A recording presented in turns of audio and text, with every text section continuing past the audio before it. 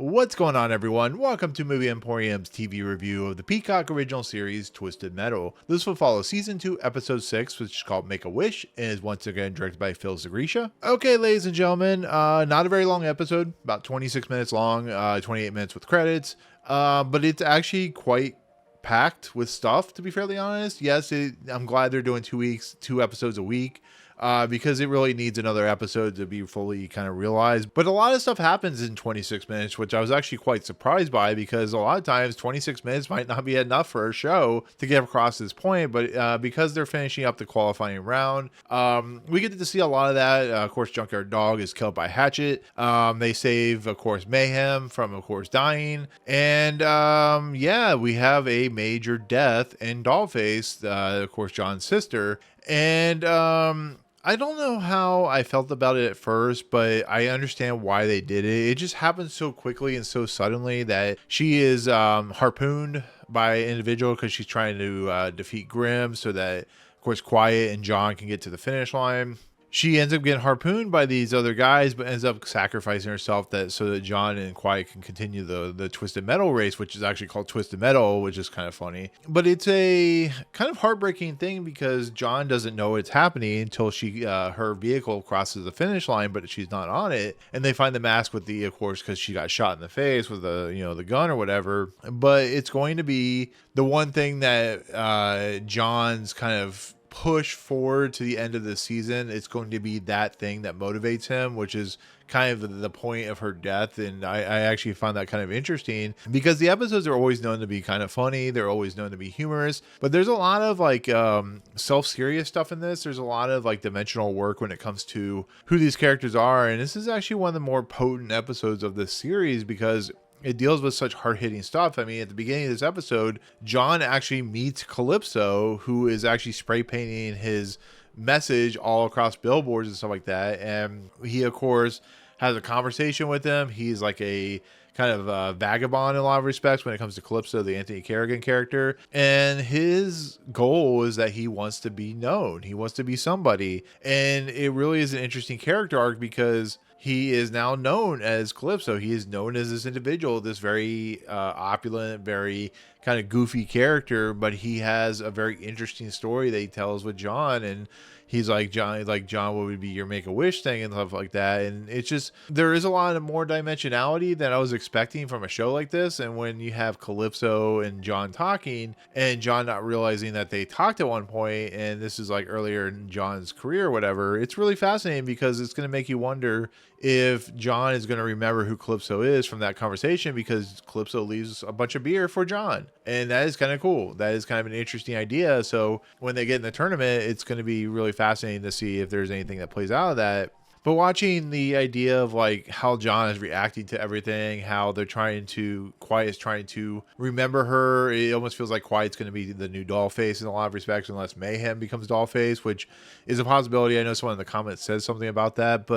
And of course, Stu is having to deal with the psychotic madman that is Sweet Tooth, who basically tells him that if he ever disobeys him, he'll kill him, but he feels like it's like a win, and he almost is like an abuser in a lot of respects because he throws stuff at Stu, and Stu with his best friend and stuff like that when he's talking to his best friend, and how his best friend's kind of side partner or whatever sees it as a total win that there could be another person in their unit and stuff like that. You're starting to see that Stu is kind of afraid of Sweet Tooth a little bit because Sweet Tooth once again is psychotic and as a madman. I think Sweet Tooth had a lot of great moments in this episode, to be fairly honest, as he always does. Very humorous. I love the idea that they go to the Jaffe Campbell High School, which is actually a reference to David Jaffe and Scott Campbell, who actually were the designers and creators of Twisted Metal. And I love that kind of that Easter egg. So if you don't notice that it's Jaffe Campbell High School. And I love the idea that they're really excited by the fact that they're in high school again. They get to bunk up together. They get to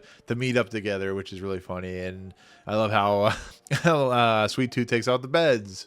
He's like, why do we need to sleep on beds when we have the floor and stuff like that? It's pretty pretty funny stuff. I mean, there's humor in this, especially with Vermin and, when they goes the doctor and stuff like that, and they're being checked out, and Vermin's talking about how many like diseases she probably has, and watching the doctor kind of squirm when, of course, Axel refuses to take the needle, to the injection, and then Sweet Tooth pisses a bunch of blood, which is really funny.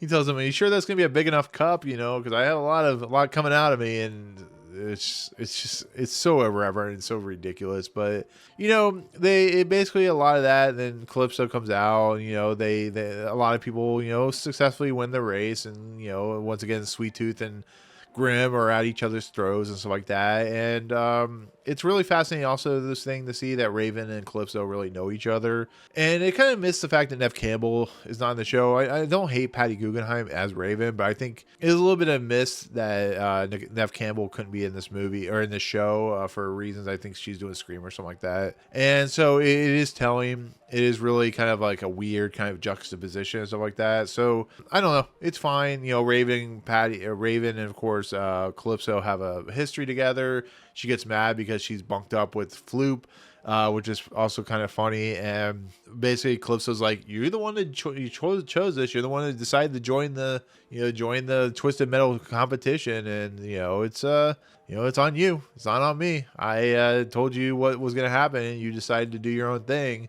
And I mean, a lot of people are bunking up together, and it feels like a very high school drama, very campus style, because Twisted Metal's on an actual course and actual place that is this like secluded location and stuff like that. I love how all the characters get on a bus that's very like a short bus in a lot of respects, which I thought was pretty funny. And like they're being talked to by Calypso on a microphone and stuff like that. He's talking to them, and then it's just really funny to see all these like really disturbed characters on the same bus. And like I said, the doctor checking him out scene is really funny. There's always a funny scene you saw in like Armageddon, and it basically all leads to the wish that they want if they win the tournament. It's the one that they're called one by one. This is when we learn about Frostbite, and we learn about Raven, and we learn a little bit about these characters. I love Frostbite's temperature when it's taken is too high for her, so I thought that was kind of funny. But it all leads, everybody goes in, takes their wish, and then of course John and Quiet go in together because they're competing together. And I love the set that they step on, which is a wishing well in the middle of like a forest location. I thought that was a really clever way to do the Make-A-Wish.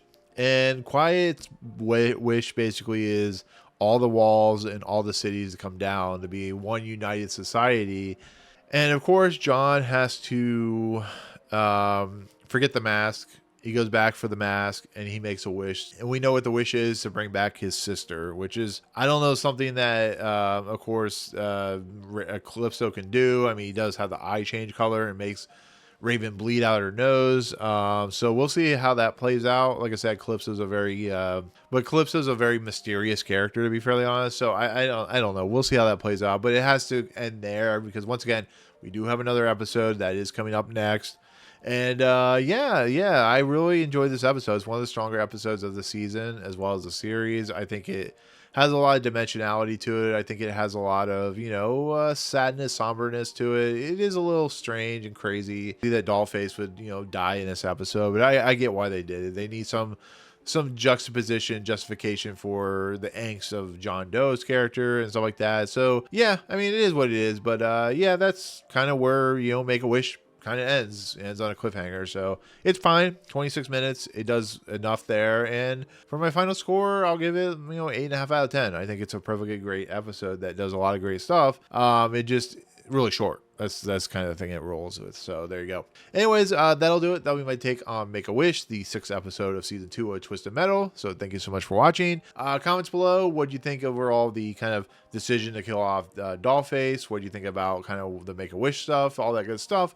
But otherwise, there you go. Let me know in the comments. But otherwise, if you like what you see on the channel, hit the subscribe button to join Movie Emporium. Hit that notification bell at top to find what's coming next. If you like this video, awesome. Hit that like button, and we'll see you guys in the next video. Peace out, guys.